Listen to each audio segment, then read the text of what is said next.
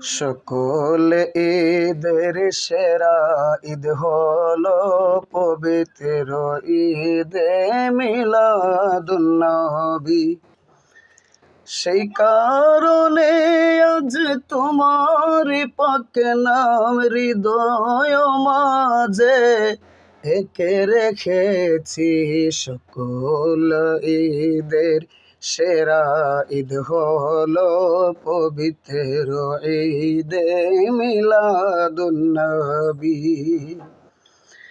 আগমন তোমার হলো যে মক্কায়, হিজরত করিয়া গেলাম মদিনায়।